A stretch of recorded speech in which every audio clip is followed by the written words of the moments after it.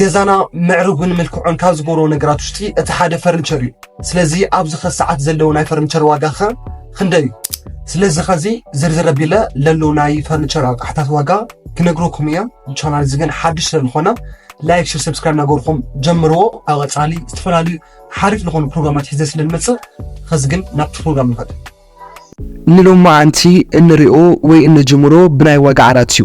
ማሕደሪና ወይ መህረስና ዝኾነ ዋጋ ዓራት ክንሪና ኣብ ቀጻሊ ቪድዮ እውን ዋጋ ሶፋ፣ ፍራሽ፣ ቁምሳጥን፣ ብፌ ካልኦት ብዝርዝር ሒዘ ክመጽእ እየ። ንኸዚ ግና ብዋጋ ዓራት እንጀምር። ኣቐኖም እውን ብሜትሮ 20 ብሜትሮ 50 ብሜትሮ 80 ዓቐን ዝርከቡ ኮይኖም ብዝደለኹምዎ ዲዛይን ክስራሕልኩም ይኽእል እዩ። ኣብ መወዳእታ እዚ ቪድዮ እውን ሰብዓ ዝኾኑ ስእልታት ወይ ዲዛይናት ፎቶታት ከሪእኩም እየ። ካብኣቶም ብደስ ዝበለኩም ዲዛይን መሪፅኩም ክተስርሑ እትኽእሉ ኢኹም ማለት እዩ። ስልክ እውን ኣብ ታሕቲ ከቕምጠልኩም እየ ማለት እዩ። ኸዚ ናይ ሜትሮ 50 ዓራት ዋጋ ምርኣይ ንጀምር። መጀመርያ ዝስራሐሉ ናይዚ ሜትሮ 50 እትሪእዎ ኣለኹም ምስሊ ብሳፋሪንና ኣውስትራልያ ዝበሃሉ ዕንጨይቲ ዝስራሕ እዩ። ስፖንጅ ድማ ይጥቀሙ እዮም። ብናይ ሶፋ ዝስራሕሉ ማተርያል ብሳፋሪን ዝበሃል ማተርያል ተጠቂሞም ዝስራሕ እዩ። ጨርቁ ድማ ከፋይ ዝበሃል ጨርቂ እዮም ዝጥቀሙ። ብጣዕሚ ሻይን ዝገብሩ ጨርቂ እዮም። ዲዛይኑ ከም ትሪእዎ ኣለኹም ብጣዕሚ ደስ ዝብል ዲዛይን እዩ። ዓቐን ብደስ ዝበለኩም ክትሰርሑ ትኽእሉ ኢኹም። ብሜትሮ 50 ብሜትሮ 80 ክትሰርሑ ትኽእሉ ኢኹም። ናይዚ ዓራት እዚ ብሜትሮ 50 ከም ትሪእዎ ኣለኹም ዲዛይኑ ዋግኡ ብሜትሮ 50 ማለት እዩ 35,000 ቅርሺ እዩ ዝስራሕ ዘሎ ወይ ዝሽወጥ ዘሎ ማለት እዩ። ብሜትሮ 80 ንሪኦ ዘለና ድማ ዘ ዓራት እዚ ዋግኡ እስካብ 42,000 ቅርሺ ክስራሕ ይኽእል እዩ ማለት እዩ።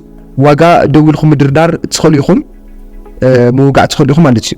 ስለዚ ከም ዝበልኩም ኮይኑ ብጣውላ ብስፖንጂ ብደስ ዝበለኩም ዲዛይን መሪፅኩም ምስራሕ ትኽእሉ ኢኹም።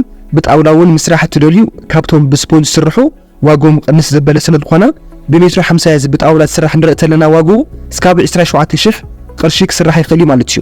ብሜትሮ 80 ድማ ብጣውላ ዝተሰርሐ እስካብ 37,000 ቅርሺ ኣብ ዘሎ ዋጋ መርካብ ትኽእሉ ኢኹም ማለት እዩ። ስለዚ ብዋንዛ ትደልዩ እውን ካብ ግዜ ናብ ግዜ ዋግኡ ስለዝፈላለ ዋግኡ ኣውፂኦም ባዕሎም ክነግሩኹም እዮም።